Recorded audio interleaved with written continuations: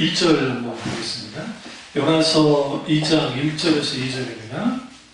요나가 물고기 뱃속에서 그의 하나님 여호와께 기도하여 이르되 내가 받는 고난으로 말미암아 여호와께 불러 아뢰었더니 주께서 내게 대답하셨고 내가 수온의 뱃속에서 부르짖었더니 주께서 내 음성을 들으셨나이다. 아멘.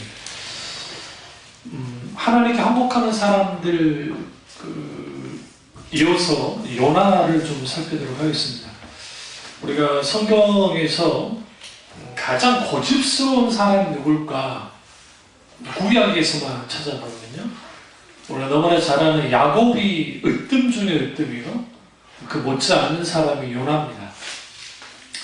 그러니까 하나님 앞에 고집스럽다는 것은 우리가 생각할 때 무조건 부정적으로 볼 건 아닌 게요, 야곱은 좀 부정적으로 볼 만한데 이제 요나는 조금 상황이 다릅니다. 그러니까 야곱은 자기 이익 따라서 자기 생각과 자기 계획대로 사는 사람이니까 고집을 피웠던 거 아주 문제가 많았지만, 요나는 좀 다른 이유도 아니고 원수인 니느웨를 주님이 가서 이제 그들에게 하나님의 심판을 선언하라고 하는 그 자체가 그에게서는 죽기보다 싫었기 때문에 고집을 피운 겁니다. 근데 여러분, 우리가 아셔야 되는 것은 여기서 우리가 이렇게 우리에게 있어서는 합당한 거예요. 무슨 말인지 아시죠? 고집 피우는 게 어떤 면에서 합당하냐면, 요나 입장에서는 아니 하나님 믿지도 않고 그렇다고 해서 무슨 그놈들이 이스라엘 민족에게 막 좀 선한 일을 행한 게 아니라, 이놈들이 어떤 놈들이냐면 쳐들어와서 여자들이 뭐고 다 그러니까 별짓을 다 하고 죽이고 했던 족속이에요. 그러니까 아주 역사상 그러니까 아주 좀 뭐라고 그래요, 잔인한 민족 중에 하나가 아시리아입니다. 오늘 여기 니느웨라고 하는 수도였던 아시리아 사람들. 근데 이 아시리아 사람들은 누구냐면 셈족 계열이에요. 같은 셈족 계열이에요. 근데 이 사람들이 아주 잔인하게 그 주위에 있는 나라들을 그렇게 했기 때문에 원수 중에 원수죠. 요나 입장에서는 원수에게 가서 복음을 전환하는 거, 심판을 선언하는 거, 그 기회조차도 주는 게 싫은 거예요. 그러니까 고집을 피우는 거예요. 근데 하나님은 우리에게는 정당하고 우리가 옳다고 할지라도 하나님은 우리에게 이런 잘못된 것들을 꺾기를 원하십니다. 그런데 인간은 기본적으로 아담과 하와의 죄의 본성을 갖고 있기 때문에 고집을 꺾지 않습니다. 그는 끝까지 하나님으로부터 뭐예요? 주님이 명령하셨음에도 불구하고 거역하고 도망쳤습니다. 성경이 이렇게 말합니다. 너는 니느웨에 가서 이제 심판을 선언하라. 그 말씀이 끝나자마자 그가 한 행동은 뭐냐면 하나님을 피해서 이제는 도망치는 거였습니다. 그래서 욥바로 막 가는 거예요. 지금 현재도 욥바 항구가 있습니다. 욥바 항구가 있습니다. 근데 욥바로 막 갔는데 우리 1장 3절 보세요. 거기 이제 그러나 요나가 여호와의 얼굴을 피하려고 일어나 다시스로 도망하려 하여 욥바로 내려갔더니 마침 다시스로 가는 배를 만난지라 여호와의 얼굴을 피하여 그들과 함께 다시스로 가려고 백삭스를 주고 배에 올랐더라. 이건 뭐예요? 야반도주를 하되 아주 철저하게 준비해서 도망친 거예요. 뱃삭을 줬다잖아요. 그럼 다시스가 어디냐? 지금의 스페인입니다. 스페인. 그러니까 스페인. 그러면 여러분 지금 이스라엘에서 스페인까지 아주 멉니다. 지중해를 아예 확 돌아야 돼요. 그러면 그 먼 거리를 배를 타고 갈 작정을 했고, 이 당시 요나 시대 당시의 사람들의 세계관은 스페인이 세상 끝이에요. 무슨 말인지 아시죠? 세상 끝이에요. 여러분, 요나가 사도 바울과 역사적으로 한 600년 정도 차이 나거든요. 좀 적게 잡아줘요. 그럼 한 600년 정도 차이가 나는데 이후에 사도 바울이 마지막 복음의 전도의 마지막 종결 지역은 로마가 아니고 스페인이었어요. 그러니까 그의 마지막 선택지는 스페인이 땅끝이라 생각해요. 그 이유 그럴 수밖에 없는 게 이제 여러분은 제도를 안 보니까 제도를 꼭 스페인 가가지고 스페인 가서 넘어가면 모로코 있어요. 응? 여기 타면 30분 뭐 1시간도 안 걸려. 1시간이면 넘어가요. 아프리카예요. 그 모로코는 로마 그대로 그냥 예전에 그러니까 뭐라고 하냐면 북아프리카의 저기 카르타고예요. 카르타고. 옛날에 카르타고. 반응 없는 거지 모르는구만. 카르타고라는 그런 나라가 있어요. 근데 거기가 아주 강대한 해량서역이 있습니다. 로마가 정복을 하고 거기다가 로마를 엄청난 문명 꽃을 피웠죠. 그래서 그 지역은 아프리카 문화하고 로마의 문화가 짬뽕이 돼가지고 여러분 정말 아름답답니다. 그래서 우리나라 막 첩보 영화 같은데 아주 예쁜 데 있죠. 무조건 모로코라 생각하면 돼요. 거기서 다 찍는 거예요. 그만큼 예쁘죠. 그러니까 무슨 말씀드리려고 하냐면 아프리카는 넘어가기 때문에 그 시대의 사람들의 입장에서는 스페인이 어디예요? 세상 끝인 거예요. 세상 끝이라 생각한 거예요. 그러면 오늘 요나가 하나님께로부터 도망치는 다시스, 여기는 스페인인데요. 스페인까지 도망치려 했다는 것은 뭘 왜요? 아예 하나님으로부터 떠나려는 거예요. 이 고집스러운 진념이 인간에게 있습니다.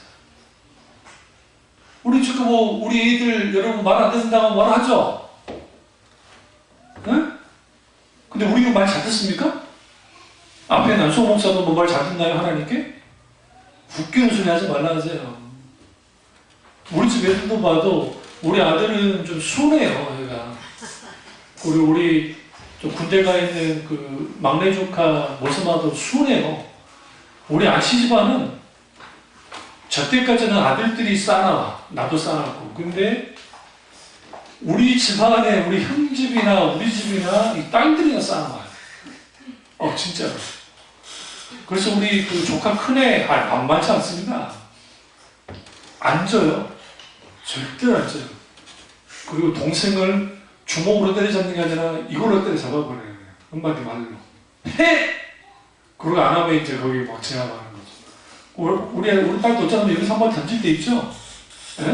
그게 뭐냐면, 그래요. 이제 꼼짝도 못해, 둘 다. 키는 커가지고. 근데 여러분, 우리가 나이 들고 한다고 해서 우리의 고집스러움이 사라지느냐? 그렇지 않습니다.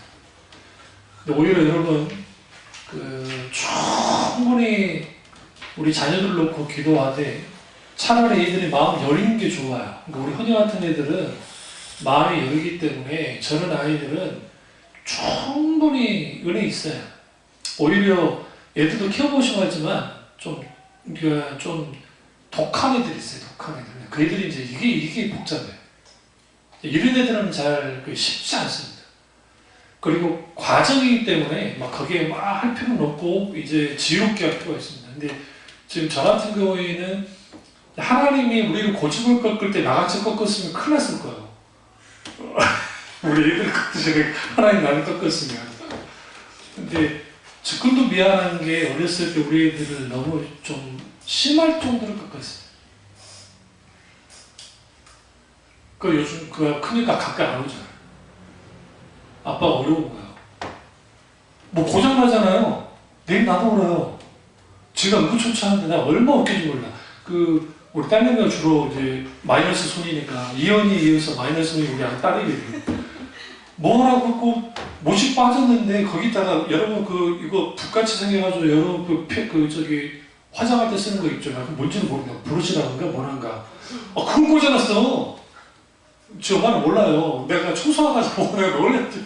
이게 왜 이렇게 해야 딱 보니까 못이 빠졌는데 이걸 이렇게 놔두기는 그렇고 하니까 이제 지 딴에는 고정시킨다고 그렇게 했나 봐요. 그러니까 그런 말을 안 해요. 내가 알아서 이제 못질해가지고 박아놓죠. 원상복귀는 내가 다 해놔요. 뭐 저기 좋지 않는 저기 침대 밑에가 이렇게 막 깨져요. 안 좋은 침대는 좀 그런 게 있거든요. 그러니까 그럼 그걸 내가 다 알아서 이제 말도 안 하면 내가 알아서 내가 고쳐놓죠. 근데 이제 지금 생각해 보면 좀 더 친구 같은 아빠가 됐어도 좋았겠는데 그러지 못한 것에 대한 뭐가 있냐면 미안함이 있어요. 솔직히. 그러니까 이게 그 정답은 없어요. 자녀 양육에 있어서 정답은 없어요. 여러분 아무리 여러분 자녀들이 지금 막 그 예전에 지랄 총량의 법칙이라는 말 들어보셨어요? 어떤 연세대학교 심리학 교수가 지랄 총량의 법칙. 어렸을 때 지랄을 안 뜨면 나이 들어서 지랄을 떤대. 차라리 저렇게 어렸을 때 하고 끝나면 되는 거예요. 뭔지 아시죠? 지랄 총량의 법칙. 근데 이거 뭐 사춘기도 잘 보내고 했는데 이것도 나이 드니까 지랄을 뜨는 거예요. 그래서 나 그 교수님 강의가 빵 터져갖고 진짜 때리고 있었어요. 웃겨가지고. 그러니까 그 자신할 수 없는 거야. 그럼 어쩔 수 없는 거야. 근데 우리가 하나님이 우리 아버지잖아요. 우리가 자녀고 하나님은 얼마나 속이 뭉들어지고 있어요. 안 그럴까요? 안수홍 목사 보고도 속이 문드러지고 우리 보면 문드러질 거예요. 그런데 요나는요 아주 하나님의 영장을 지르는 데는 아주 특별한 사람입니다. 성경에 하나님 편에서 세상 끝까지 가려고 시도했던 인간이 유일해요. 요나가. 성경에 없어요. 근데 여러분 요나가 어떤 사람이냐, 제가 그 은사 교수님이 요나서에 대한 구약 서기를 한번 다는 아니고 부분으로 한번 이 기도 2장 있죠. 요나서 2장에 있는 내용 가지고 한번 이제 그 히브리어 원전을 가지고 해주신 적이 있어요. 근데 이게 기도문이잖아요. 기쁨 속에서 하나님께 막 기도하는데, 그런데 너무너무 아름다운 문체가. 여쭤봤어요. 교수님 이게 어떤 겁니까? 그 교수님 그 말씀 하시더라고요. 그분 개인적으로 구약의 아주 아름다운 글들이 이제 글로 봤을 때, 히브리 원전을 봤을 때 있지만 요나서만큼 아름다운 것도 없다. 그러니까 왜 교수님 그렇게 아름답습니까? 요나만큼 하나님께 들이박은 인간이 없잖아. 그리고 요나가 최초로 피노키오는 후발주자예요. 피노키오는 후발주자예요. 물꽃 그 고래배 속에 들어가는 게 요나가 선배예요. 피노키오는 후배고. 그러잖아요. 그러니까 이런 인간이 없다는 거예요. 그러니까 이 기도문이 얼마나 그 애절한지 몰라요. 근데 이게 애절함을 뛰어넘어서 아름다워. 그러면서 하시는 말씀이 농담이신 하셨지만, 농담 진담은 하셨지만, 구약에 아주 위대한 선지자들이 많았지만 아마도 내가 볼 때에 요나만큼 위대한 선지자들은 없을 거다. 그러니까 선지자 중에 선지자가 엘리야입니다. 그리고 그 다음에 이제 모세를 쳐주는데, 우리 이제 대선지서, 소선지서를 오해하시면 안 돼요. 대선지서 하니까 예레미야가 대선지자고 소선지는 토선, 그렇게 아니에요. 그 대선지서, 소선지서의 분류는 뭐냐면 책량의 분류예요. 그러니까 에스겔서, 그러니까 저기 예레미야, 이사야는 양이 많잖아요. 60장 뭐 그렇게 계속 기니까 대선지서라고 해준 거고, 나머지는 짧은 글이니까 소선지서라고 해준 것 뿐이에요. 그런데 이제 중요한 건 뭐냐면, 그 요나라는 인물이 아주 영적으로 뛰어난 사람이에요. 그러니까 어느 정도 뛰어난 사람이냐면, 저럴 때 먹는 거야. 근데 속지 말라는 거야. 어? 이제 거기는 또 뭔가 또 음모가 있어. 그게 있어. 응? 이 사탄이, 응? 사탄만 영하는 거야. 이따가 저기 아이스크림 하나 또 사줘야 돼요. 속지 마.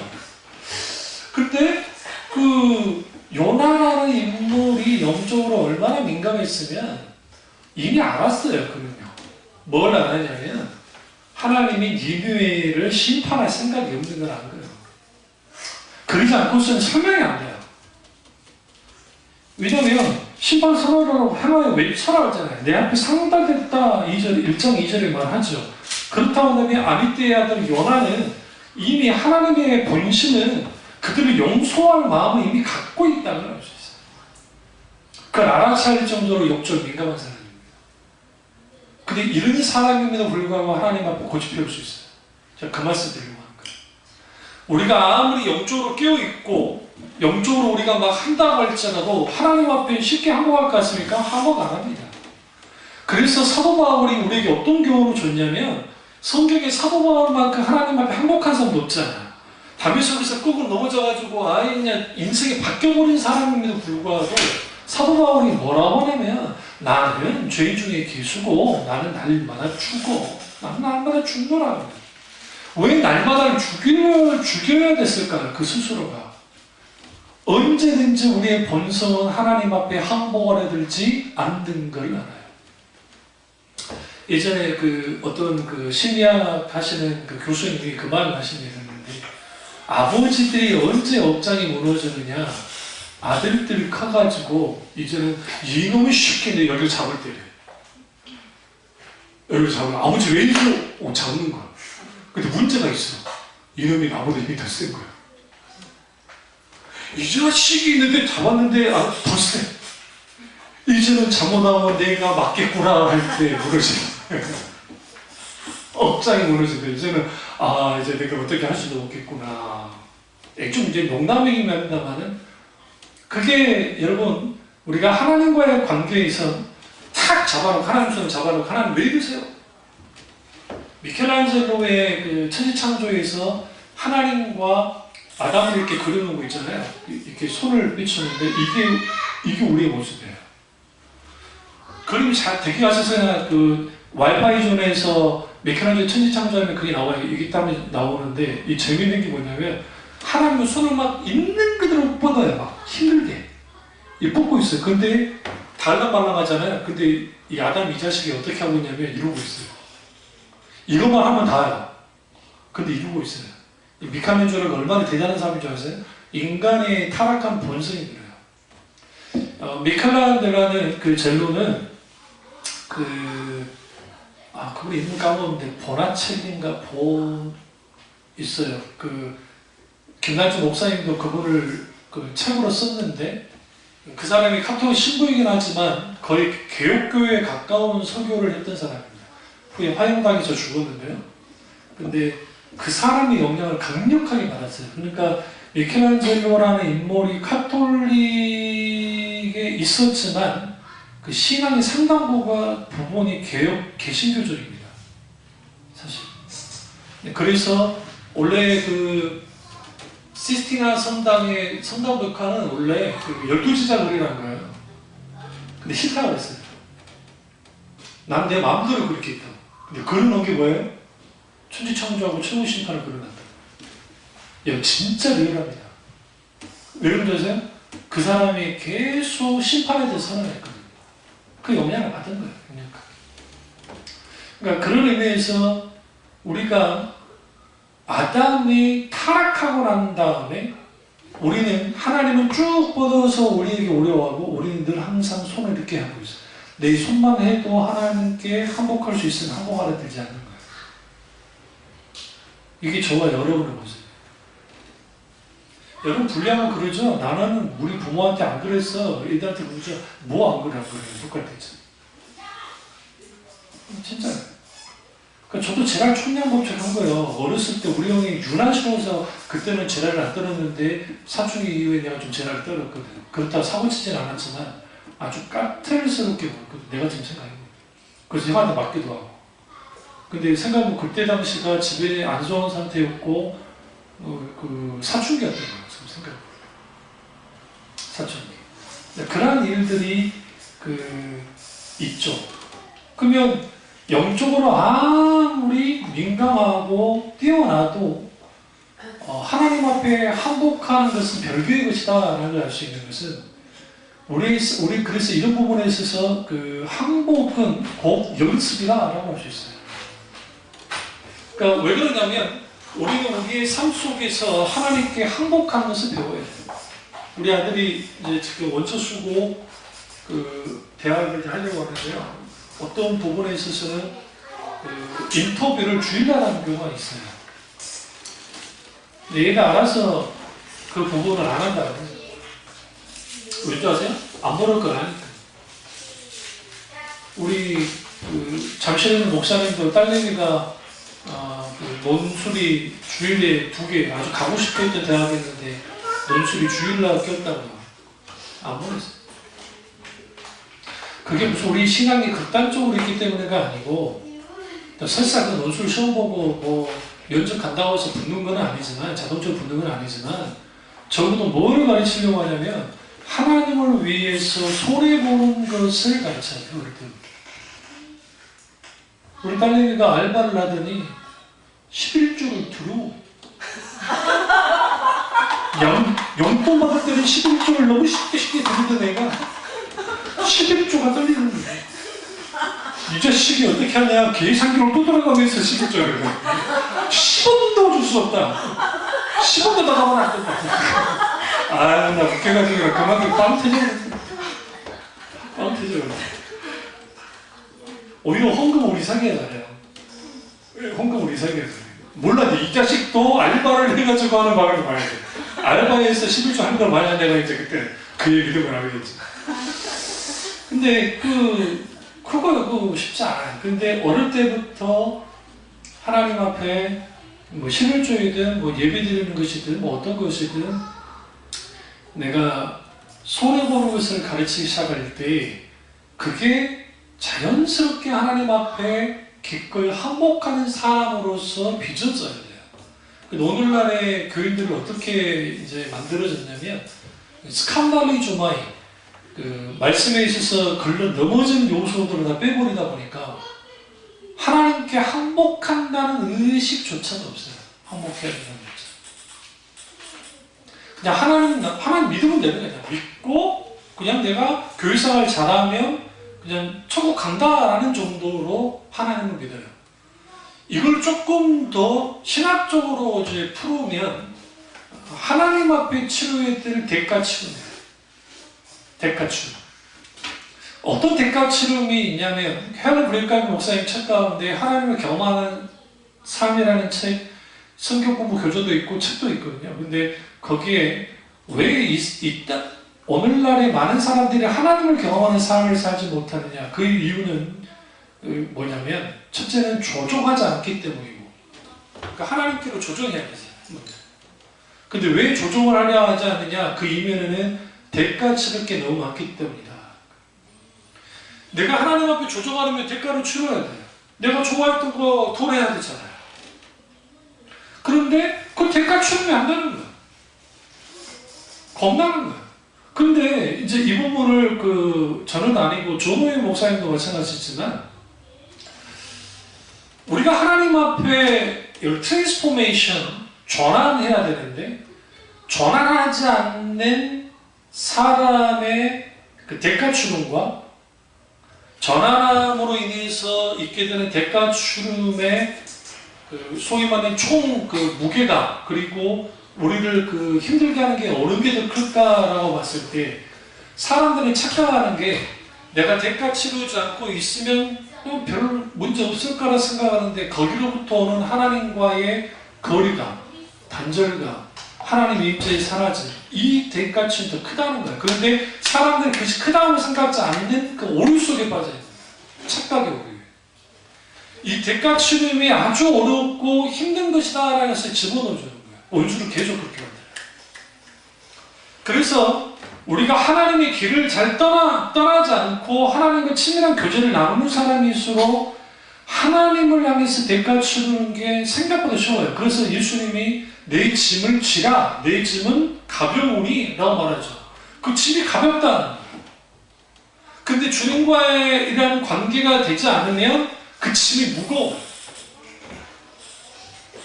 그러니까 오늘날은 어떤 시기까지 되버렸냐면 이제 주일 송수하는 것 자체도 힘든 짐스러운 시대가 되버렸어요. 이게 아주 위험한 거예요. 아주 위험한 거예요. 그러니까 이러한 것들이 오늘날 우리 속에 뭐가 있게 되어지냐면 하나님 앞에 항복하지 못하게 하는 것들이 이제 생기는 겁니다. 근데 여기서 우리가 하나 알 것은 오늘 연합을 좀 더 깊이 살펴보기 전에 우리가 하나님께 항복하지 않으면 우리 또 다른 무언가에 항복해야 돼요. 그래야 살 수 있기 때문에. 그게 뭐냐? 아까 오전에 말씀드렸지만 그게 돈이에요. 돈. 여러분 전쟁 왜 나나요? 돈 때문에 나요? 여러분 이거 아셔야 돼요. 지금 그 중국하고 미국이 막 무역 전쟁하잖아요. 우리 무역 전쟁으로 끝날 것 같습니까? 만약에 막 중국 경제가 막 흔들려요? 아니면 미국 경제가 흔들려요? 그럼 어디선가부터 자기들이 이익을 창출해야 되잖아요. 그러면 극단적으로 이익을 창출하기 정말 좋은 수단이 뭐예요? 전쟁이에요. 전쟁이에요. 그러니까 세계 2차 대전인 1차 대전이 나오게 된 배경은 뭐였냐면 미국의 대공황이에요. 원래는 미국만 끝날 뻔했는데 미국이 이제 자기들끼리 살겠다고 했다가 이게 전 세계로 심지어는 일본까지 공황이 온 거예요. 대공황이. 그 다음에 우리는 식민지였고. 그래서 그런 상황이 되니까 히틀러라고 하는 이제 히틀러 말고 그 제3제국이야 일컬어지는 사람들이 뭘 하기 시작했냐면 이걸 타개해야 되겠다라고 해서 자기 나라 경제를 빨리 일으킬 수 있는 게 뭐밖에 없어요? 전쟁밖에 없다는 것을 인식했고 합수국가가 있고 있어요. 좀 복잡해요. 역사를 보시면. 다 돈 때문에 썼어요. 전쟁. 그리고 참전했던 군인들이 이런 기록이 나와 있는데 그러니까 다 소풍 간다고 생각하고 왔어요. 전쟁이 그렇게 길어질 줄 몰랐고 2천만 명이 죽을 줄 몰랐던 거예요. 우리 한반도가 전쟁의 불쏘시개가 돼서 할지도 몰라요. 자칫자는. 이게 경제 위기가 오고 하면 대부분이 경제가 좋고 할 때는 전쟁 안 나요. 근데 그 한쪽이 뭔가 안 좋으면 그걸로 타깃책으로 우리나라가 딱 좋아. 왜? 중국들 나라에서 안 싸워도 되잖아요. 중국 놈도 자기 나라에서 안 싸워도 되고 미국 놈도 미국 사람들도 자기 나라에서 안 싸워도 되고 일본 놈도 안 싸워도 되고 러시아 사람들도 자기 나라에서 안 싸워도 되고 우리나라에서 싸우면 되니까. 그러니까 이 나라 이 민족을 위해서 정말 기도 많이 하셔야 돼요. 그래서 어떻게든 문재인 대통령이 어쨌든 전쟁 안 나게 하려고 애쓰잖아요. 충분히 많이 기도해 주셔야 됩니다. 그리고 우리가 하나님과의 관계 속에서 요나처럼 왜 그렇게 많은 사람들이 이렇게 고집을 피우면서 항복하지 않느냐? 그 이유는 이거예요. 내가 항복하고 싶은 게 있고 내가 항복하고 싶지 않은 게 있어요. 인간이. 모든 인간이 다 있어요. 그러니까 내가 항복하고 싶은 부분은 항복할 수 있어요. 이런 말하면 좀 그럴 수 있는 직창촌 여자들 있죠? 몸 파는 여자들. 그 몸 파는 여자들을 몸 팔았으니까 다 끝장나잖아요. 그런데 뭔가 하나는 못하게 만든다는 거예요. 자기들만. 그게 자기들의 마지막 자존심이라고 생각했어요. 그러니까 실제로 그런 사람들 그러는 판에 실제로 인간은 기본적으로 자기가 기꺼이 항복하고 싶은 것은 항복할 수 있어. 하나님 앞에 내어드릴 건 내어드릴 수 있단 말이에요. 그러나 이 부분은 못 내어드립니다 라는 게 있어요. 여기에서 우리는 뭘 겪게 되어지냐면 이제 갈등이에요. 갈등. 오늘 요나서를 통해서 인간인 요나와 하나님 사이 갈등이 일어났습니다. 근데 그 갈등이 일어났을 때 요나는 충분히 하나님이 누군지를 어떤 분인지 알기 때문에 자기가 이길 수 없음을 알았습니다. 그래서 그가 선택한 게 꽁무니 빼고 도망치는 거였어요. 여러분 다시스로 가려고 했다는 것은 돌아올 생각이 없는 겁니다. 요즘 말로 하면 편도 끊고 튄 거예요. 편도 끊고 튄 거예요. 돌아올 생각 없이. 그러면 그는 뭘 버리겠다는 겁니까? 선지자로서의 모든 것을 버리고 떠난 거예요. 그런데 하나님이 가만 놔두지 않습니다. 이게 여기 중요한 거예요. 우리 고집보다 하나님 고집은 또 상상을 초월합니다. 그 대표적인 게 우리 시편을 보시면 시편 139편을 너무 잘 알아냈습니다. 139편 1절에서 10절까지 쭉 보시면 이거죠. 여호와여 주께서 나를 살펴보셨으므로 나를 아시나이다. 주께서 내가 안고 일어서는 아시고 멀리서 나의 생각을 밝히 하시오며 나의 모든 길과 나의 눕는 것을 살펴보셨으므로 나의 모든 행위를 익히 아시오니 여호와여 내 형의 말을 알지 못하시는 것이 하나도 없으시니이다. 7절 한번 가보시면 내가 주의 영을 떠나 어디로 가며 주 앞에서 어디로 피하리이까. 내가 하늘에 올라갈지라도 거기 계시며 수울에 내려 자리를 펼지라도 거기 계시니라. 내가 새벽 날개를 치며 바다 끝에 가서 거주할지라도 거기서도 주의 손이 나를 인도하시며 주의 오른손이 나를 붙드시리이다. 다윗은 알았어요. 하나님께로부터 풀 수 없다는 걸. 그런데 요나는 몰랐어요. 설마 나를 잡을까? 하나님이 잡아버렸어요. 여기 바다 끝에 거한다는 표현은 이 시대의 사람들은요, 세상이 이렇게 네모 판자처럼 된다고 생각했어요. 그래서 바다 끝에 가면 딱 떨어져서 스홀에 지옥에 빠진다고 생각했단 말이에요. 이게 통상 동서양 만나도 똑같아요. 우리나라도 마찬가지고 서양도 마찬가지고. 영어 하나 아셔야 되는 게 그 바다에 대한 그 인식은 동서양을 막론하고 좋지 않아요. 성경도 좋지 않고 바다는 죽음을 상징합니다. 그런데 왜 갑자기 바다가 아름다운 바다가 됐을까요? 이게 이제 다른 건 아니고 관광 때문에 생긴 거예요. 관광 상품을 팔아먹어야 되는데 지구의 3분의 2 이상이 어디예요? 70%가 바다잖아요. 그래서 이제 미국 사람들이 또 다른 나라 사람들이 아름다운 사진을 계속 보여준 거예요. 그리고 이제 항해술이 발전해가지고 사람들 하는데 우리 배 타고 우리 어머니가 일본 배 타고 가셔서 죽을 뻔했었잖아요. 배멀미인데 싫어해서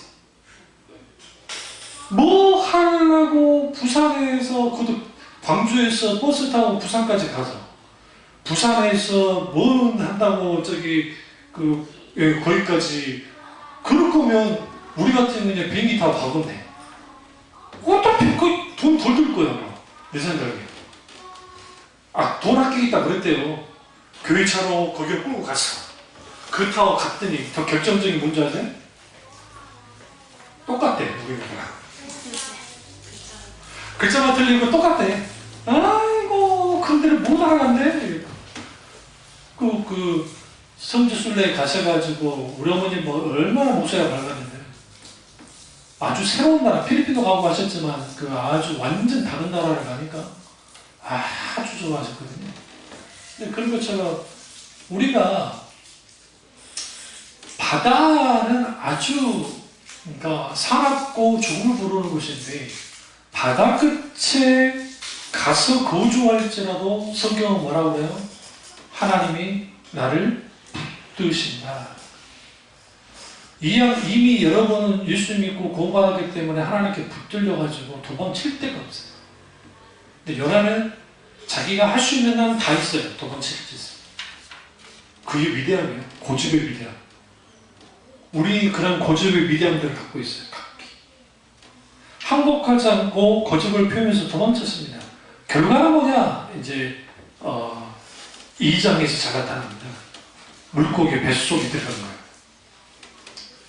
이제 이 상태에서 우리는 피노키오를 상상하면 안 됩니다. 피노키오가 거기서 촛불을 켰을 가능해요? 이게 불가능해요. 그 안에 산소가 없기 때문에. 이때라도 이걸 상화시킬 수 없어요. 깜깜하죠. 그리고 어둡죠. 그래서 뭐라고 볼까요? 아사가 아니라 빈사 상태라 그러나요? 그런 상태에 빠져든 겁니다. 그래서 누굽니까? 요나가 물고기 뱃속을 뭐라고 표현했냐면 수홀이라는 표현을 썼어요. 근데 수홀이라는 단어는 이제 이거예요. 수홀이라는 것은 여기 밑에 바닥 없이 끝없이 떨어지는 것을 뜻해요. 수홀이. 상상해보세요, 여러분. 번지 점프를 했는데 바다가 없어. 계속 떨어진다 생각해보세요. 이걸 이제 영어 단어로 가면 이게 fell. 이 타락이라는 단어인데요. 이게 떨어지다는 거죠. 끝없이 떨어지는 것이 수홀. 수홀은 지옥이라는 뜻입니다. 게헨나라는 단어가 있지만 지옥이라는 뜻입니다. 지옥은 끝없이 하나님께로부터 멀리 떨어져서 계속 떨어지는 거. 그것이 지옥이에요. 근데 그게 지금 지옥 같은 상황을 그가 뭐예요? 경험하고 있어요. 뭐하면요? 하나님 앞에 고집 피우면 이런 꼴을 당합니다. 사실. 실제로. 그래서 어떤 사람이 복받은 사람이냐면 매만 꽃밭을 피는 거예요. 여러분 애들을 키워보면 아시겠지만 고집스러운 애들은 매를 맞고서도 잘못했단 말 안 해요. 얼마나 미운지 아세요? 내 새끼지만. 진짜로. 근데 맞자마자 벌써기 떼주는다. 엄마 잘못했어요. 맞기를 피하기 위해서 하지만 그래도 그런 거 괜찮아요. 우리 어머니 얼마나 내가 미웠겠어요. 우리 형을 안 때리면 형은 쳐맞고 엄마가 잘못했습니다 하는데 나는 한 대 맞고 도망쳤으니까. 많이 안 맞아요? 딱 한 대 맞고 도망쳤어요. 때리면 맞고 잡기 전에 도망쳐요. 날쌘돌이었습니다. 그래놓고 지금 뭐였냐, 유리방황했단 말이에요. 아침에 쳐맞았으면 점심 들어갈 수가 없어요. 그러니까 배고픔을, 굶주림을 어쩔 수 없이 참으면서 돌아다니는. 그래서 물로 배채고 아니면 친구집에 가서 얻어먹거나. 그래서 돌아다니다가 저녁 늦게 쭉 되면 우리 어머니도 기분 파고 막 그런 분이에요. 그런 분이기 때문에 이런 사람들이 오래는 안 가. 네, 오래는 안 가. 그래서 부릅니다. 땅끝나 질라 말라 하면서 성우 하고 불러. 3번 만에 안 나타나면 또 메타잖아요. 진짜로 내 경험에서 나온 거예요. 그래서 내가 괜히 겁나서 안 들어갔다가 뒤집도 맞았거든. 우리 엄마는 딱 3세판이구나. 그래서 이제 땅끝에 질라 말라면 친구들이랑 신나게 놀다가 절대로 안 뉘우쳐요. 뉘우쳐는 없고 신나게 놀다가 몰래 이제 집에 가까이 대기하고 있다가 서아 불러. 이제 한 번에 자존심 때문에 안 움직이고 두 번에서 이제 일단 갈까 말까 하다가 세 번째는 탁 가갖고 조용히 가야 돼. 엄마! 그런 건 안 돼. 이러고 그러면 씻고 밥 처먹어라. 근데 밥 처먹으니까 잘 처먹어야 돼요. 맛있게 처먹어줘야 돼요. 안 그러면 또 그렇게 먹는다고 막 맛있게 먹으면 그걸로 이제 끝나면 편해 하루가 이제. 이 세상 끝났고 나에게 돌아왔구나. 이제 정말 심각한 거는 그런 일을 저질러서 우리 어머니는 기억을 하나도 못해. 그런 기억이 없대. 우리 어머니는 아주 좋았대. 착한 분이었대. 누구를 매를 때리기는 했니? 어머니 때렸어요. 그것도 많이 때렸어요. 자주 때렸어요. 그렇게 많이 때렸어요. 자주는 아니었지만 좀 때리는 편이죠. 그리고 나만 맞았냐? 옆에 친구들 DJ 터지고 다 터졌어. 심지어는 여자들도 터졌어. 엄마한테. 우리 시대는 다 내 때리는 시대니까. 그러니까 우리 권사님 세대가 회개 많이 해야 돼. 저 세대가. 근데 본인들은 잊어. 때린 적 없다고. 실제 그래. 그러니까 하나님께서 우리를 다루실 때 만약에 우리가 몇 대씩 때려버리면 우리는 다 죽었을 겁니다. 그래서 하나님의 강점은 뭐냐면, 잘 들으세요. 우리의 고집보다 하나님은 더 인내하시는 분이에요. 근데 무작정 인내하는 분은 아니에요. 그럼 어떻게 하시느냐? 인생 막대기와 채찍을 때려서라도 주님이 뭐 하시냐? 우리의 고집을 꺾습니다. 근데 그걸 어떻게 꺾으시냐면, 인생에 이런 일이 있을 때 그것을 허용하시는 거예요. 그래서 힘들고 어려운 상황 속에 들어갔을 때에 이제 꺾어요. 그래서 오늘 보시면 기도하는 장면 속에서는 요다가 아주 고집을 꺾는 것처럼 보입니다. 그래서 꺾었어요. 그리고 그런 것 같아요. 그래서 꺾었으니까 이제 3장 1절에 가서 니느웨 가서 이제 선포하죠. 근데 이제 이거예요. 3절에 보시면 3장 3절 요나가 여호와의 말씀대로 일어나 니느웨로 가니라. 니느웨는 사흘 동안 걸을 수만큼 하나님 앞에 큰 성읍이더라. 요나가 그 성읍에 들어가서 하루 동안 다니며 외쳐에 대해 40일을 지나면 니느웨가 무너지리라 하였더니, 여기서 우리는 뭘 알 수 있어요? 지금 큰 성읍인데 4일길을 가야 된다잖아요. 근데 지금 며칠 동안 말씀을 선포했어요. 하루예요. 듣긴 들었는데 사람은 일만 되는 거예요. 4일 동안 다니면서 복음을 전해야 돼요. 왜? 그래야 사람이 다 듣죠. 근데 인간의 고집스러움은 죽기보다도 싫거든요. 싫으니까 안 했다가 또 터질 것 같거든요. 이제 하나님 아니까. 그러니까 한번 당해본 놈이 당해본 거 안 하고, 그러면 하나님이 나를 때리지도 못하고 그렇다고 해서 또 안 때릴 수도 없는 상황을 만드는 거예요. 인간이 이 정도로 영악합니다. 그래서 하루 동안만 선포했어요. 근데 문제는 이거예요. 하나님은 몰라도 너무 몰라. 그냥 여러분 대놓고 막 피를 토하는 심정으로 니느웨 백성이여 회개하지 않으면 우리 40일 후에 멸망한답니다. 막 그렇게 외쳤을까요? 아니지. 다니면서 하나님이 40일 후에 마치 하나님을 하나님 한다 그러지 않았을까요? 난 그랬을 것 같아. 막 대놓고 우와 피를 토하면서 그렇게 했겠어요? 근데 하나님은 그걸 통해 역사를 하셨어요. 여기서 우리는 뭘 할 수 있냐면, 우리가 막 전도할 때 우리 막 노력을 가지고 우리의 소리가 크다고 해서 역사를 하는 것이 아니고 하나님의 손을 각하는 거예요. 하나님의 음성이 들려지는 거예요. 그들 속에. 그리고 된 거죠. 근데 이제 문제가 생겼어요. 이제 사장을 가보세요. 사장. 그러니까 사장을 딱 갔는데 요나가 매우 싫어하고 성내요. 여러분 성경에 하나님 앞에 신티 팍팍 내고 성질을 낸 놈이 요나밖에 없어요. 진짜. 그러니까 사람이 이 정도로 그러니까 하나님 앞에 꺾어지기가 쉽잖아요. 그럼 왜 이런 일이 벌어졌느냐? 이거 아저씨 오늘 박농쿨이 그 이후에 또 박농쿨이 나오잖아요. 하나님이 이거예요. 3장 9절을 보시면 하나님의 뜻을 돌이키시고 그 진노를 그치사 우리가 멸망하지 않게 하시리라. 그렇지 않을 줄 누가 알겠느한지라. 하나님이 그들이 행한 것 곧 그 악한 길에서 돌이켜 떠난 것을 보시고 하나님 뜻을 돌이키사 그들이 내리라고만 말씀하신 재앙을 내리지 아니하시니라. 뭘 알아버렸어요? 하나님의 본심을 알아보는 거예요. 근데 요나가 무슨 짓을 하는 줄 아세요? 아주 유명합니다. 자, 하나님이 벌 안 줄 걸 알았어요? 근데 떡하니 언덕 위로 올라가요. 시키지도 않았는데 올라가가지고 딱 자리 잡고 보고 있어요. 니느웨 성 밑에를. 뭐 하고 있는 거죠? 빨리 하나님 때를 메시라는 거예요. 빨리 하나님이 유언불을 내든 내서 때를 부시는 걸 보고 싶다는 거였을 거예요. 이거 시위와 연자동상하는 거였을 거예요. 이걸로 끝난 거예요. 그러니까 요나서는 3장에서 끝나야 돼요. 그냥. 왜? 이미 저 하나님 돌이켜버렸으니까. 그럼 선지자 알아요? 몰라요? 알아요. 요나 알아요. 요나가 아는데도 불구하고 뭐하고 있어요? 4장에 가보시면 매우 싫어했죠? 설명을 냈죠? 나는 이렇게 못 가니. 그래놓고 어디를 가요?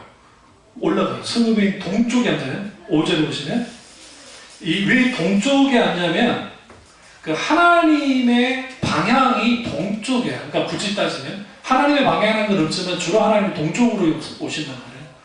그러니까 하나님께서 어떻게 해요? 거기에 오셔서 뭐 하기를 원했어요? 주님이 다 깨부셔버리기를 원하는 거예요. 그리고 심지어 무슨 짓까지 했어요? 초막을 쳤습니다. 그리고 이제 보죠. 그 성읍에 무슨 일이 일어나는가 보려고 그 그늘에 아래 앉았더라. 보겠다는 거야. 하나님은 지금 뭐라고 그래요? 나는 돌이켰어. 이제 그 돌이켰으니까 그거 안 해줄 거야. 아니 하나님 해주시다. 여기 왜 보냈어? 나 갔는데 왜 보냈어요? 아 그럴 수 없다는 거죠. 하나님 이런 건 안 된다는 거죠. 그쪽부터 피우는 거예요. 그러니까 여러분 아셔야 돼요. 한 번 어떤 터졌다고 해서 바뀌어지느냐? 그때 바뀐 거 같고 후에 안 바뀌어요. 그게 인간이에요. 저도 마찬가지예요. 그리고 뭐 하느냐? 하나님께서 6절에 박농쿨을 예비하셨어요. 그리고 연하를 가르게 했습니다. 그러니까 이제 머리가 시원해지니까, 그늘이 지니까 이제 덜 괴로운 거예요. 너무너무 좋았어요.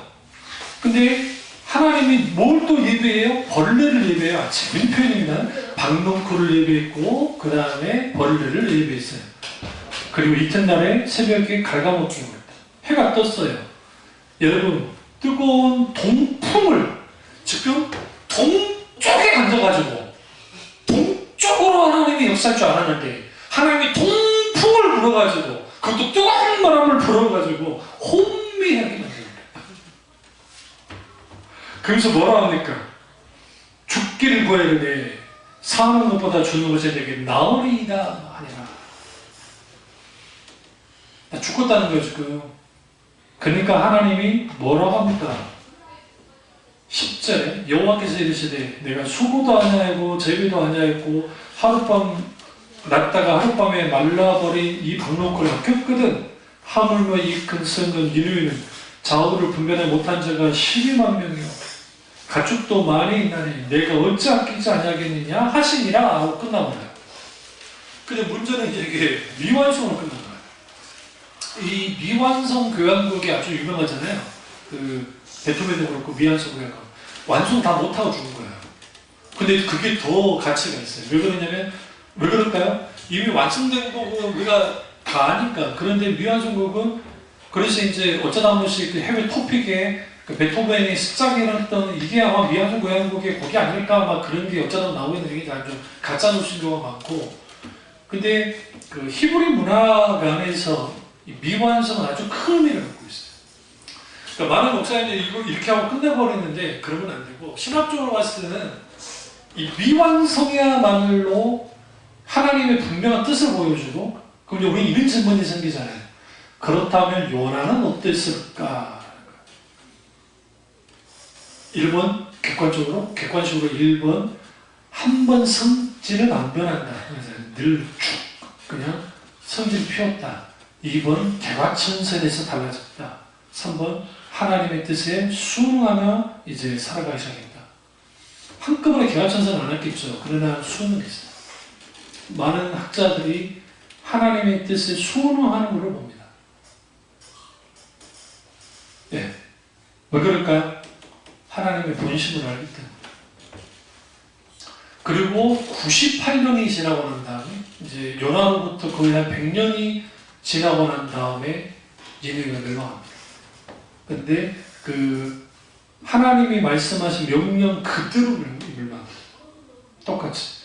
그러니까 여러분이 이제 고고학을 잘 모르고 그 고대 역사를 잘 모르시니까 그러는데 그 아시리아 제국의 그 부조라든지 그 조각상이라든지 그런 것들을 남긴 그 문서를 보시면 그들이 어느 정도 교만했냐면 그들의 그 제국이 천년 만년 갈 거라고 생각했어요. 실제로. 그런데 어이없게도 느부갓네살이라고 하는 노예 사실 그 노예족들이에요. 그 아시리아의 속국이었던 느부갓네살이라는 걸출한 인물이 나와가지고 덮어버린 거예요. 그게 신바벨론 제국이 된 겁니다. 그러니까 그러한 것들은 근데 그 바벨론 신바벨론 중에 느부갓네살을 누가 일으켰느냐? 성경 보시면 다니엘서에 하나님이 누구를 일으켰다? 느부갓네살 왕을 일으켰다고 성경합니다. 근데 느부갓네살 왕이 하나님이 그렇게 만들어준 거예요. 그 사람이 하나님 안 믿는 사람이지만 역사를 주관하십니다. 그러니까 그 스스로 교만해져서 뭐라고 하냐면 자기가 하나님 인사하니까 하나님이 어떻게 만들어버렸냐면 오늘날로 말하면 치매가 걸리게 만들어버린 거예요. 그래서 그 막 풀을 뜯고 침을 질질 흘리면서 막 몇 년을 보내요. 7년 이상. 그럼 왜 그렇게 했느냐? 하나님이 하신 건데 지가 있다고 하니까. 그러면 우린 여기서 하나 알 수 있는 게 뭐냐면 왜 우리가 하나님 앞에 항복하지 않고 우리 고집을 피우느냐? 우리는 하나님의 첫째 본심을 모르고 두 번째 하나님은 전체를 보고 주님이 역사하시고 말씀하시지만 우리는 부분만 이미 하나님은 니느웨를 멸망시킬 결정을 하셨어요. 때가 아닐 뿐이에요. 결국은 요나라는 선지자는 이제 아끼지 아니겠느냐 하시니라라는 그 말씀을 듣고 이제는 더 이상 어디 있지 않을까요? 동쪽 연자 기다리는 일 안 하고 당연히 돌아갔죠. 그리고 선지자사에 나간 거죠. 오늘 이 요나를 통해서 우리는 뭘 보게 됩니까? 우리의 고집이, 내가 기도 많이 하면 고집이 꺾일 것 같고, 성경 많이 보면 고집이 꺾일 것 같고, 신앙생활 잘하면 고집이 꺾일 것 같은데 그렇지 않아요. 물론 그게 필요 없다는 게 아닙니다. 아주 필요하죠. 그러나 사실 그게 가능하려면 좀 신학적 용어를 쓰겠습니다. 하나님 앞에 주제권 이양이 필수적이에요. 주제권이란 말은 뭐냐면 내가 이전까지 주인이었던 주권을 하나님께로 내어드리는 것이 있어야 하나님께 진짜 항복이 가능해요. 요나는 하나님을 만나서 다행이죠. 하나님 같은 분을, 인격체 하나님이기 때문에. 요나가 만약 무슬림들이 믿고 있는 알라였다면 요나는 이미 죽었어요. 마호메트가 요나처럼 군 적이 없거든요. 그러나 성경은 놀랍게도 이 부분에 대해서 뭐라 하느냐, 이게 인간이다. 그리고 하나님은 이런 인간을 통해서도 뭐 하신다? 하나님의 뜻하신 바를 이루시는 분이시다 라는 것을 분명히 말하죠. 오늘 이를 통해서 한번 내가 요나가 아닌지 생각을 하시고, 하나님 앞에 기꺼이, 어떤 사람이 복받은 사람이에요? 내 고집을 앞세우지 않고 언제든지 하나님 앞에 고집을 꺾을 수 있는 그런 참여중앙 교우들 다 되시기를 주님의 이름으로 축원합니다. 기도하겠습니다.